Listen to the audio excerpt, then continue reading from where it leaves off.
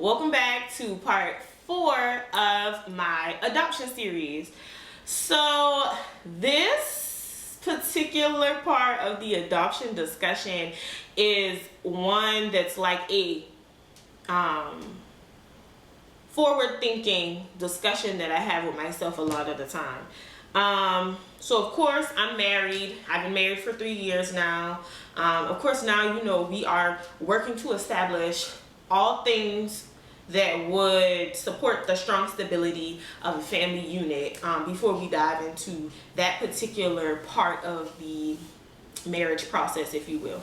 And to be honest with you, I feel like I've been running from the reality of this part of life, if that makes sense. Side note, my husband probably wanted children my husband wanted me to have kids well before he probably even proposed to me. He has always been eagerly excited and eagerly motivated about having children. It's not that I don't want to have kids. I think I place a heavy burden on parenthood. And why do you think so? So first off, let me go backwards. Let me set the tone for my thought process. So what I'm saying, how I'm feeling doesn't get miscommunicated or misinterpreted. I want children. I love children. I am a lover of kids. I love babies. Babies love me. I don't know what it is, especially now. Babies absolutely love me. Like, a baby might not go to anyone else, but they love Jessica. I don't know what it is, but I love kids too. And so my mom is also like that. She loves children. We probably always had somebody's kid at our house growing up and that kind of thing, or like in church. So like, even to give you further background, my mom actually used to work in the nursery at church. So I always had relationships with all the children because of it. So I place a lot of value on being a mom. I think some of it is my maternal instinct, but I think a lot of it is me being adopted. First and foremost, I grew up in a single parent household, and that was a choice for my mom. It wasn't like some man left her or something like that. She made the decision to adopt me as a single woman. I understand what it's like to have to take care of a child by yourself and not always have easy access to people to help you, whether that's physically, financially, emotionally. She has spiritual help, but you know, sometimes you just need that balance of support to depend on someone else. I was always adamant about the fact that my child's father will be my husband. I didn't want a baby daddy, and there is no shade, no tea to anyone that has one. I just wanted to do things in a certain order. As for me, you know, I had this plan in my head. I'm going to, first of all, it's so crazy now. I said I was going to get married by 25 and have 2 kids by 30. I'm 31, no kids, I'm married. I also just felt like I had things well planned in my head. I felt like I wanted to be a little bit more financially stable. Now, this is me saying this a couple of years ago.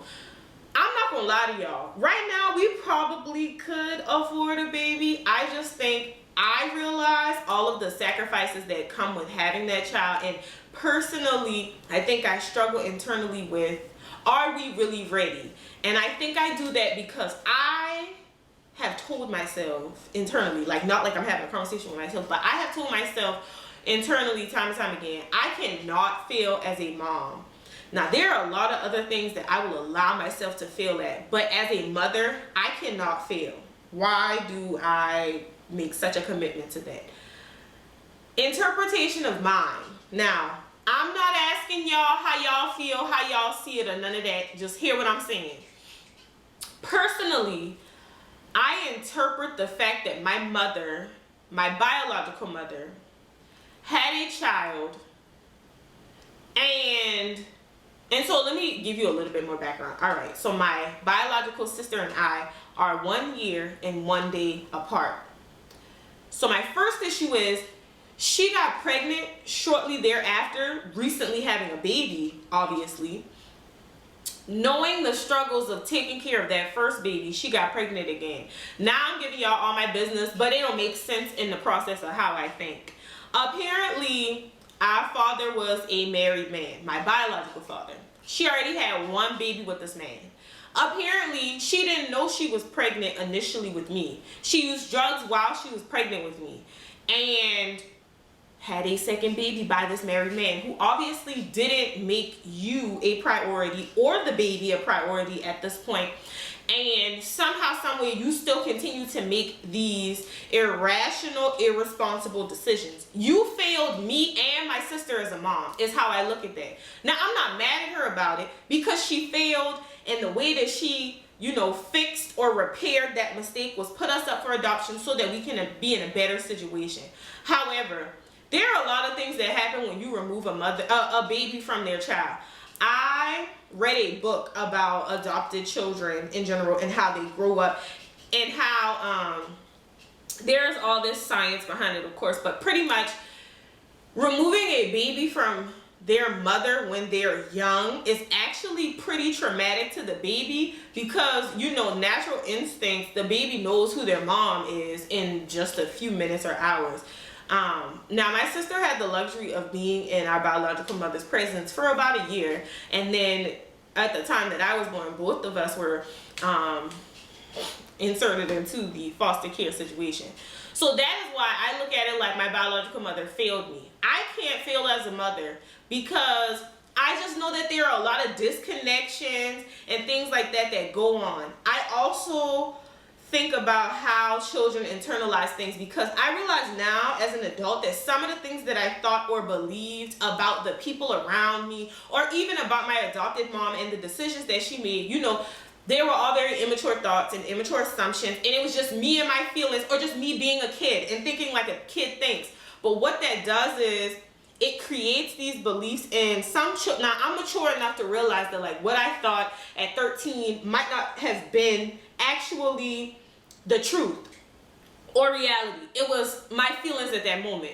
But there are some children that have those kinds of experiences as a child and they never grow up from, how Iyanla is always saying, you still that 6-year-old that got raped or something like that. I feel like that's the case. And so I think when I start to think about being a mother, I am that baby that was adopted at 6 months into a household that I don't know. And my instincts knew something wasn't consistent with what I was supposed to feel at that point. Now, I don't remember any of this, but I just think that's why I am so afraid of being a mom, because I anticipate failure. Now, I'm not in a situation to fail as a mom. I have a husband that is very supportive, and I don't really know why I feel that way, but that is the biggest fear on my back, okay?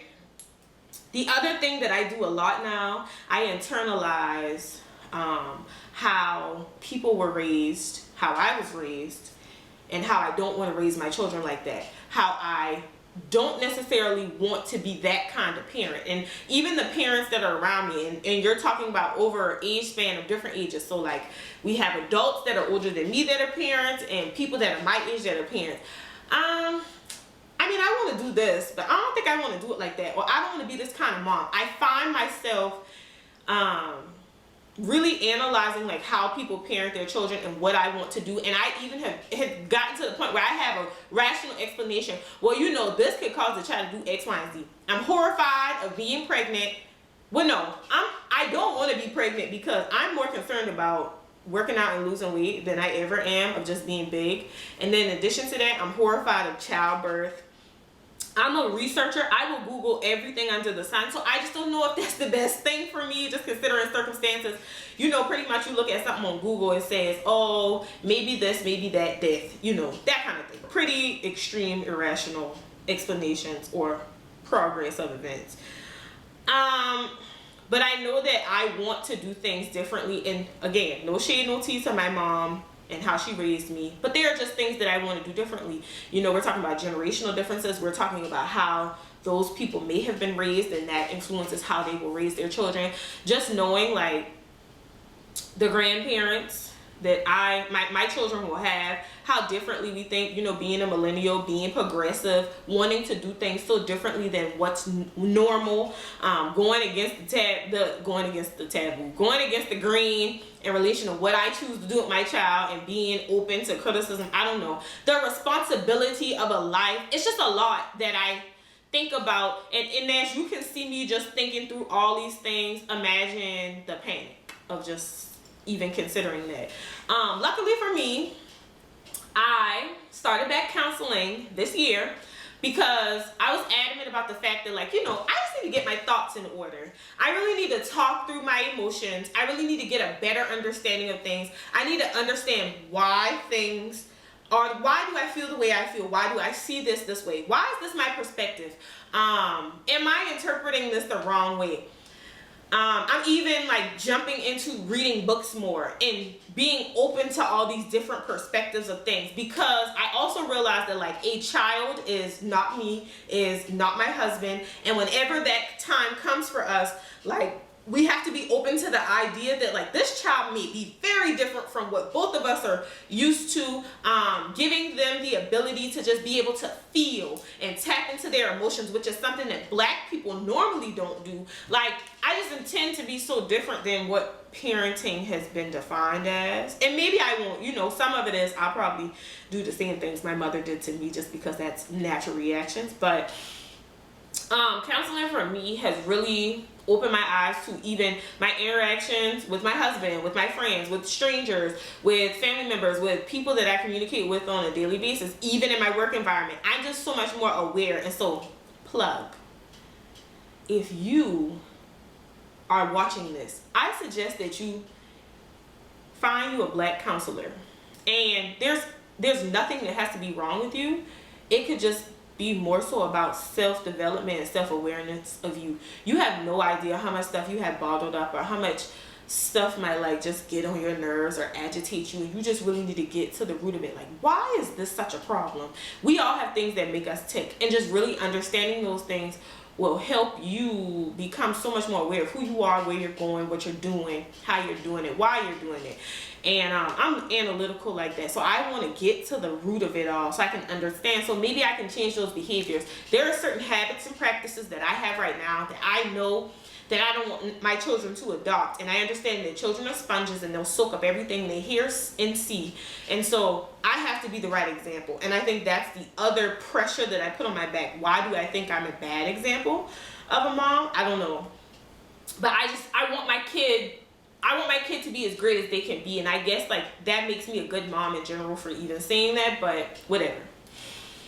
All right, so the last part of, like, thinking like a mom for me, as it relates to, like, just considering the idea of expanding our family, the future of our family, I just think it's a lot. This is a major transition phase of my life and my marriage and a lot of the people around me at the same time. And so I think this is uncharted territory. Changes are happening in a lot of different ways. Plug, I'm not pregnant. Just so everybody's clear, I'm not pregnant. But it's just the idea of, like, you know, being prepared or getting prepared or whatever. It's just a lot of stuff that's moving and shaking right now. It's a lot of stuff that's happening right now for my husband and I. And I think that for me, I am a planner, and I can't process all of it at one time, because my fear is that everything will happen and I will have no control. I'm a control freak. I don't like not having control. I don't like having to wait. I don't like having to figure things out. I just don't like it. It's not my thing. However, I have no choice, because that's just the facts of life. That's the way the cookie crumbles for me. And what I want to say to any adult that has been adopted, that is just trying to figure out where to from here, because you don't really understand your origin, you don't really know what you're doing 100%, like, you know, you kind of got things figured out, but the future makes you so uncomfortable because you don't have anything to base it on. You know, we don't have point of reference. We're starting from scratch with every phase of life, and it starts to get even more uncomfortable, because even for my mom, like, at 31, she definitely wasn't doing half of what I'm doing right now. And while she's very proud of me, the unfortunate thing is, like, I can't depend on my mom to give me a certain level of advice, because that wasn't her experience. And I don't fault her for that, but, like, you know, it does make you feel a way, like, who am I supposed to depend on? Who's going to be that person for me? Because, for example, like, we're talking about thinking like a mom. whenever that process happens for my husband and I, my mother has never been pregnant. Who is going to be the person that I can depend on like that? Most often women depend on their mom. I can't do that with her. Now, raising a child, we can do that, but there are just certain things. And then she had a certain level of support in the beginning that I won't have. So I can't really, you know, there are so many different things. You start to feel alone because you know that you don't have someone that can relate to you. But I want you to understand that you're really not alone. It's a thought process because you just feel like no one can relate. Experiences are all different.